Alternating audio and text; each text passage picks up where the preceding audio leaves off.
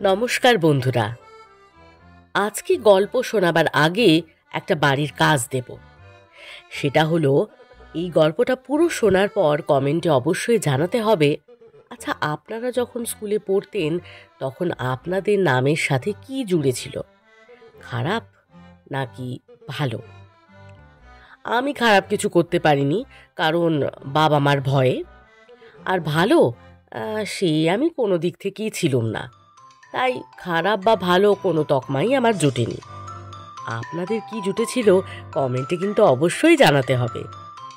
তো আজকের গল্প প্রচেত গুপ্তর লেখা খারাপ ছেলে।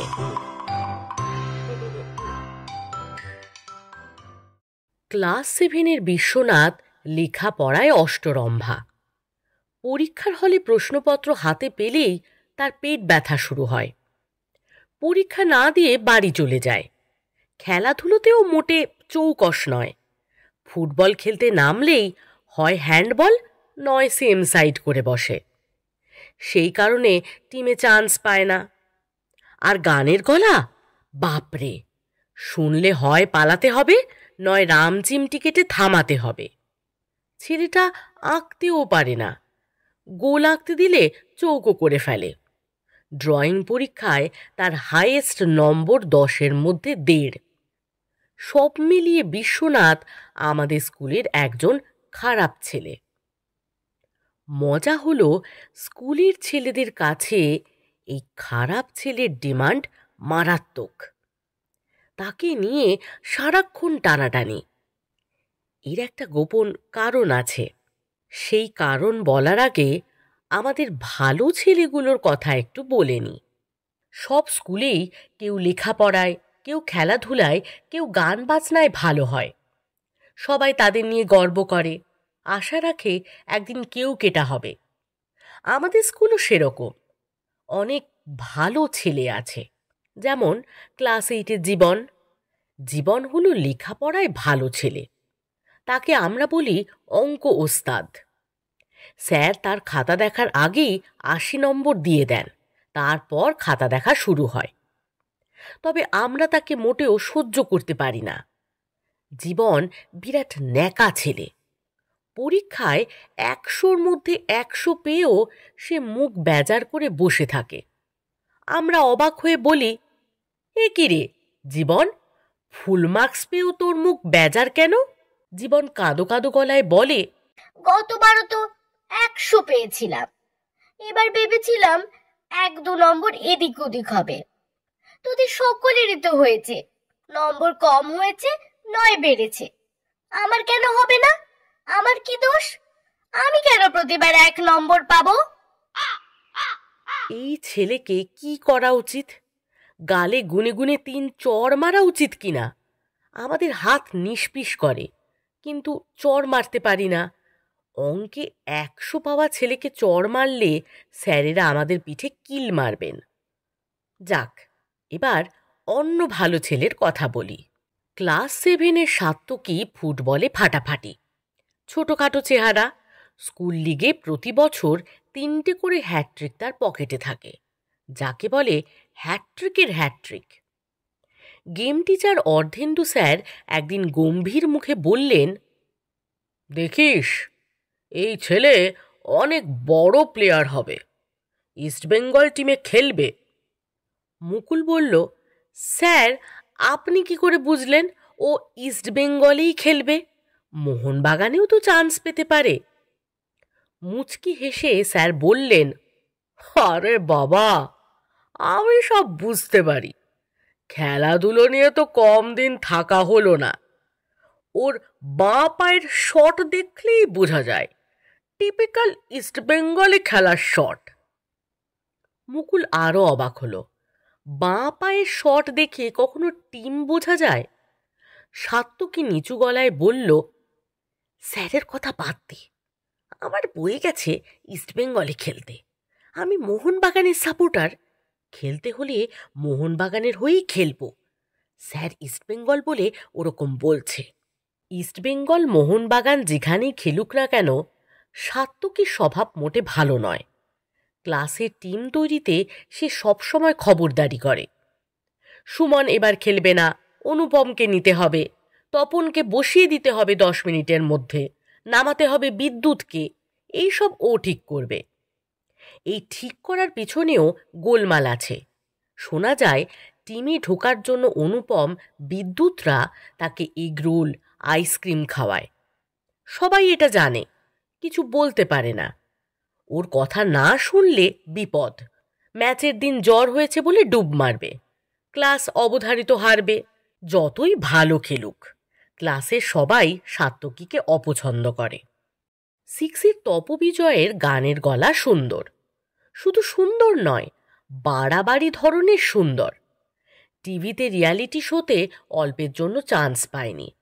সিলেকশন পরীক্ষায় গানের মুখরানা অন্তরায় ছোট গোলমাল করে বাদ পড়েছে। মনে হয় নার্ভাস হয়ে গিয়েছিল। এতে কিছু আসে যায় না, আমরা সবাই জানি ও ঠিক একদিন সুযোগ পাবে। কিন্তু ছেলেটা বড় হিংসুটে। স্কুলের অন্য কোনো ছেলে যদি কখনো একটু ভালো গায়, ওর মাথা খারাপ হয়ে যায়। একবার কুন্তল অ্যানুয়াল ফাংশনে গান গেয়ে হাততালি পেল, ব্যাস তপবিজয়ের মুখ হাঁড়ি। কুন্তলের গান শুনে হাততালি দেওয়ার অপরাধে 3 দিন কারো সঙ্গে কথাই বলল না। জ্যোতি ক্লাস 9-এ পড়ে, দারুণ ছবি আঁকে জ্যোতি, সবকটা বসে আঁকোতে ফার্স্ট হয়। ড্রয়িং স্যার রেবতীবাবু বলেছেন, এই ছেলে এখন বসে আঁকোতে ফার্স্ট হচ্ছে, একদিন দাঁড়িয়ে আঁকোতেও ফার্স্ট হবে। তবে জ্যোতি হলো মহা পাকা ছেলে, পাকার সঙ্গে অহংকারী। ড্রয়িং স্যার যে বিষয়ে ক্লাসে ছবি আঁকতে বলেন, জ্যোতি কখনো সেই বিষয়টা আঁকে না। সে নিজের ইচ্ছে মতো আঁকবে। ধরা যাক স্যার সাবজেক্ট দিলেন একটি শান্ত গ্রামের ছবি, জ্যোতি আঁকল রেল স্টেশন। স্যার হয়তো দিলেন ব্যস্ত বাজার, জ্যোতি আঁকবে টলটলে দিঘি, দুটো হাঁস সেই জলে সাঁতার কাটছে। শুধু আঁকবে না, ঘাবড়ে দেওয়ার মতো ভালো আঁকবে। তবে যতই ভালো আঁকুক, স্যারের দেওয়া বিষয় না আঁকাটা একটা বড় অন্যায়। পরীক্ষার উত্তর তো প্রশ্ন অনুযায়ী লেখা উচিত। ছাত্র যতই ভালো হোক, প্রশ্ন তো বদলাতে পারে না। আমরা স্যারকে বললাম, স্যার জ্যোতি কেন নিজের ইচ্ছে মতো আঁকে? ড্রয়িং স্যারের অল্প একটু দাড়ি আছে। তিনি সেই দাড়িতে হাত বোলাতে বোলাতে বললেন, শিল্পী মানেই স্বাধীন, তাকে ইচ্ছে মতো কাজ করতে দিতে হয়, নইলে তার প্রতিভা প্রকাশ পায় না। এই যে আমি তাকে শান্ত গ্রামের ছবি আঁকতে দিলাম, অথচ সে আঁকল রেল স্টেশন, এর একটা গভীর মানে আছে। ছেলেরা আঁতকে উঠল, বলল, মানে রেল স্টেশনের আবার মানে কি? এর মানে হলো শিল্পী চাইছে ওই স্টেশন থেকে ট্রেন ধরে কোনো শান্ত গ্রামে চলে যেতে। উরি বাবা, আমরাও ওরকম ইচ্ছে মতো আঁকতে চাই স্যার। আপনি যদি সূর্যাস্তের ছবি আঁকতে দেন, আমরা তাহলে একটা সাইকেল আঁকব। ওই সাইকেল চালিয়ে পাহাড়ের কাছে যাব সানসেট দেখতে, হবে? স্যার আবার দাড়িতে হাত বুলিয়ে শান্ত গলায় বললেন, আঁকবি? অবশ্যই আঁকবি। যেদিন জ্যোতির মতো শিল্পী হবি সেদিন আঁকবি। এখন যা বলছি তাই আঁক, নইলে কান ধরে দাঁড় করিয়ে রাখব। আমরা রাগে ফুঁসতে ফুঁসতে আঁকতে বসি। ক্লাস 10-এর বিক্রমের আছে অন্য গুণ, সে হলো ম্যাজিশিয়ান। স্কুলে লেখাপড়া, খেলাধুলো, গান বাজনায় ভালো হলে যতটা কদর পাওয়া যায়, ম্যাজিকের বেলায় ততটা পাওয়া যায় না। তবে একেবারে হতচ্ছেদা করাও হয় না। স্বাধীনতা দিবসের দিন হেড স্যারের নির্দেশে বিক্রম ম্যাজিক দেখালো। ওই দিন আমাদের স্কুলের ছাদে পতাকা তোলা হতো, তারপর একটু গান, হেড স্যারের ভাষণ, একটা করে মিষ্টির প্যাকেট দিয়ে অনুষ্ঠান শেষ হয়। সেবার বিক্রম সুযোগ পেল। একটা কাঠের বাক্সে 3টে সাদা কাপড়ের টুকরো ঢুকিয়ে তেরঙ্গা পতাকা বের করল। আমরা জোর হাততালি দিলাম। হেড স্যার খুশি হয়ে বিক্রমের পিঠ চাপড়ে দিলেন। এরপর থেকে আর বিক্রমের মাটিতে পা পড়ছে না। আমরা ওকে যদি ম্যাজিক দেখাতে বলি, ও কাঁধ ঝাঁকিয়ে বলে, খেপেছিস? পিসি সরকার কখনো যখন তখন ম্যাজিক দেখান? ছিলির কত বড় সাহস, নিজেকে পিসি সরকার ভাবে। আমরা বিক্রমকে এড়িয়ে চলি। এর মধ্যে একেবারে আলাদা ক্লাস 7-এর বিশ্বনাথ, আমাদের বিশু। সে হলো স্কুলের খারাপ ছেলে। বিশু 2 বছর ধরে ক্লাস 7-এ পড়ছে। এর জন্য তার কোনো দোষ নেই। পরীক্ষার সময় বিশুর পেট বিশুর সঙ্গে বিশ্বাসঘাতকতা করে। প্রতিবারই ইংরেজি পরীক্ষা অর্ধেকটা দেওয়ার পর তার পেট ব্যথা শুরু হয়। ঠিক ট্রান্সলেশনের সময় ব্যথাটা মাথা চাড়া দেয়, পরীক্ষা দিতে পারে না। ইতিহাসের দিনও একই কাণ্ড। প্রশ্নপত্র হাতে পেয়েই পেট চেপে কোকিয়ে ওঠে সে। সবাই জানে এই ব্যথা সত্যি নয়, এই ব্যথা পরীক্ষা না দেওয়ার ফন্দি। সে যাই হোক, এই বিশুরই কিন্তু স্কুলের ছেলেদের কাছে ডিমান্ড সব থেকে বেশি। সে দারুণ জনপ্রিয়। অঙ্কের জীবন, ফুটবলের সাত্তকী, গানের তপবিজয়, আঁকার জ্যোতিকে দেখে আমরা যখন পাশ কাটাই, বিশুকে নিয়ে তখন টানা হেঁচড়া হয়।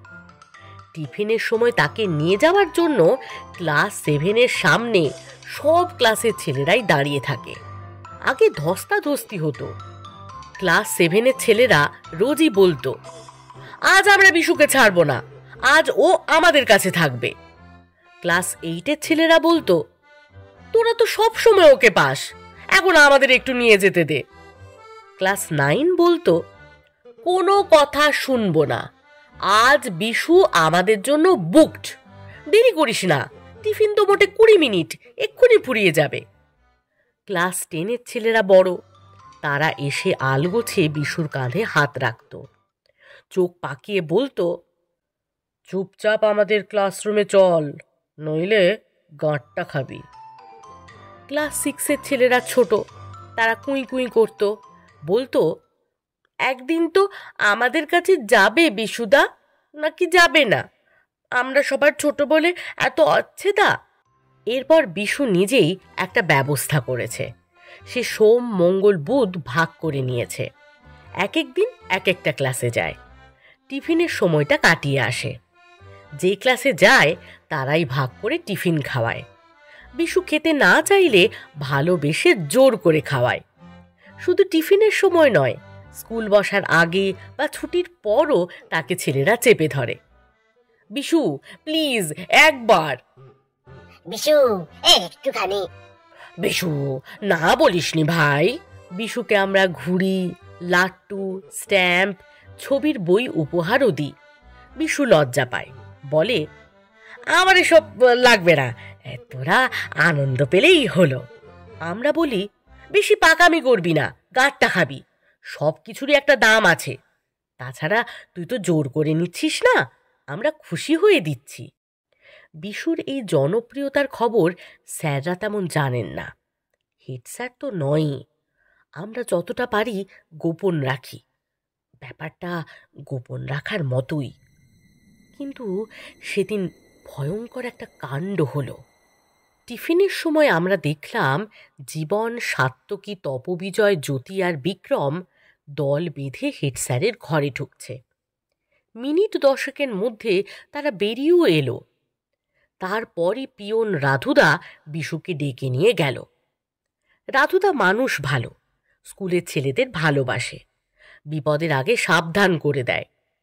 লম্বা বারান্দা দিয়ে হাঁটতে হাঁটতে সে বিশুকে বলল, ভয় পেও না ছেলে, স্যার যখন পিটানি দেবে দম চেপে রাখবে, দম চেপে রাখলে মারের ব্যথা বেদনা কম লাগে।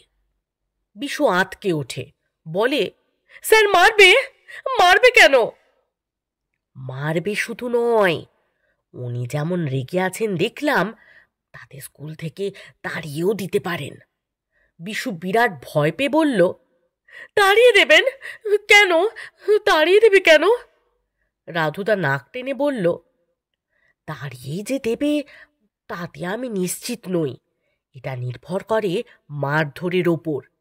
পিটুনিতে যদি রাগ কমে তখন হয়তো। বিশু কাঁদো কাঁদো গলায় বলল, আমি কি করেছি রাধুদা? কি করেছ সে তো জীবন, সাত্তকী, তপবিজয়রা গিয়ে বলে এসেছে। যাও চুপ করে স্যারের ঘরে ঢুকে যাও। বিশু কাঁপতে কাঁপতে হেড স্যারের ঘরে ঢুকল। আমরা খবর পেয়ে নজর রাখলাম। 5 মিনিট, 10 মিনিট, 15 মিনিট বিশু আর বেরোয় না। আমাদের বুক ধুকপুক করছে। আহারে, বেচারি ছেলেটা নিশ্চয়ই মারাত্মক বিপদে পড়েছে। আমাদের নিজেদের ওপরই রাগ হতে লাগলো। আমরাই ওকে রোজ রোজ, নইলে এতটা জানাজানি হতো না। হতচ্ছাড়া জীবন তপবিজয় সাত্তকীও নালিশ করতে পারত না। হঠাৎই একটা অবিশ্বাস্য ঘটনা ঘটল। হেড স্যারের ঘর থেকে হো হো শব্দে হাসির আওয়াজ ভেসে এলো। রাগী গম্ভীর হেড স্যার হাসছেন। নিজের কানকে আমরা বিশ্বাসই করতে পারছি না। নিশ্চয়ই ভুল শুনছি। ঠিক তখনই গুটি গুটি পায়ে হাসি মুখে ঘর থেকে বেরিয়ে এলো বিশু। আমাদের খারাপ ছেলে বিশ্বনাথ। আমরা ছুটে গিয়ে তাকে ঘিরে ধরলাম। হেড স্যারের ঘরে কি হলো? বিশু হাসতে হাসতে যা বলল, ঘরে ঢুকতেই হেড স্যার তাকে চোখ পাকিয়ে বললেন, তোমার নামে জীবন তপবিজয় সাত্তকীদের কাছ থেকে যে নালিশ শুনলাম সেটা সত্যি? কি শুনেছেন স্যার? আমতা আমতা গলায় বলল বিশু। তুমি নাকি সবাইকে নকল করো? সত্যি করো? বিশু মাথা নামিয়ে দাঁড়িয়ে রইল। হেড স্যার ধমক দিয়ে বললেন, কে হলো? চুপ করে আছো কেন? সত্যি কিনা বলো। হ্যাঁ স্যার, করি, আর করব না। আর করবে কি করবে না সেটা পরের কথা। কি করো সেটা আগে বলো। ছি ছি, আমি তো অবাক হয়ে যাচ্ছি। আমার স্কুলে এমন একটা ছাত্র আছে ভাবতে আমার মাথা হেঁট হয়ে যাচ্ছে। বিশু ভয় পেয়ে বলল, স্যার, আমি সবার হাঁটা চলা ও কথা বলার ভঙ্গি, হাব ভাব, আচরণ নকল করতে পারি। হেড স্যার পিঠ সোজা করে বললেন, সেটা কেমন? বিশু ঢোক গিলে বলল, বলতে ভয় পাচ্ছি স্যার। না বললে আরো ভয় পেতে হবে। একটা ছাত্রকে স্কুল থেকে তাড়িয়ে দেওয়ার আগে তার অপরাধটা আমাকে ঠিক মতো জেনে নিতে হবে না? আমাকে তাড়াবেন না স্যার, চোখের জল মুছতে মুছতে বিশু বলল। সেটা নির্ভর করবে তুমি তোমার অপরাধ কতটা স্বীকার করো তার ওপর। এরপর বিশু সবটাই বলল। শুধু বলল না, করে দেখালো। কিভাবে জীবন অঙ্কে 100 পাওয়ার পরও বানিয়ে বানিয়ে বেজার মুখ করে বসে থাকে। কিভাবে সাত্তকী টিমে চান্স পাইয়ে দেওয়ার জন্য আইসক্রিম ঘুষ নিয়ে খায়। কিভাবে তপবিজয় অন্যের ভালো গান শুনলে নাক সিটকে নিন্দে করে। কিভাবে বিক্রম কাঁধ ঝাঁকিয়ে কথা বলে। কিভাবে জ্যোতি প্রশ্নপত্রের বাইরে ইচ্ছে মতো ছবি আঁকে আর নালিশ করলে ড্রয়িং স্যার দাড়িতে হাত বোলান। সব প্রথমে গম্ভীর, তারপর ঠোঁটের কোণে আবছা হাসি, পরে সেই হাসি মিটিমিটি হলো। শেষে ড্রয়িং স্যারের নকল দেখে বড় করে হেসে ফেললেন হেড স্যার। সামান্য ঝুঁকে পড়ে নিচু গলায় বললেন, আমাকে নকল করতে পারবে? চেষ্টা করতে পারি স্যার, করব। বিশুর ভয় কেটে গেছে। সে উৎসাহ নিয়ে বলল, করো, দাঁড়াও, আগে দরজাটা ভেজিয়ে দিতে বলি। হেড স্যার রাধুদাকে ডেকে পাঠালেন। বললেন, দেখো এখন যেন কেউ ঘরে না ঢোকে। বিশু গম্ভীর মুখে পিছনে হাত রেখে পায়চারি করতে লাগলো ঘরের মধ্যেই। হো হো আওয়াজে হেসে উঠলেন স্যার। তিনি যে রোজ সকালে স্কুল শুরুর পর এমনটাই করেন, বারান্দায় পায়চারি অবিকল এইভাবেই করেন। হেড স্যার উঠে এসে বিশুর পিঠ চাপড়ে বললেন, মাঝে মধ্যে টিফিনের সময় আমার ঘরে আসবে। এখন ক্লাসে যাও। গল্প এখানে শেষ নয়, আরেকটু আছে। কিছুদিন পরেই স্কুলের এক অনুষ্ঠানে হেড স্যার ছাত্রদের বললেন, কোনো কোনো সময় আসলের থেকে নকলটাই আমরা বেশি ভালোবাসি। কারণ আসলের খারাপটা সেখানে থাকে না। তাই ভালো ছেলের থেকে অনেক সময় খারাপ ছেলেদের আমরা বেশি পছন্দ করি।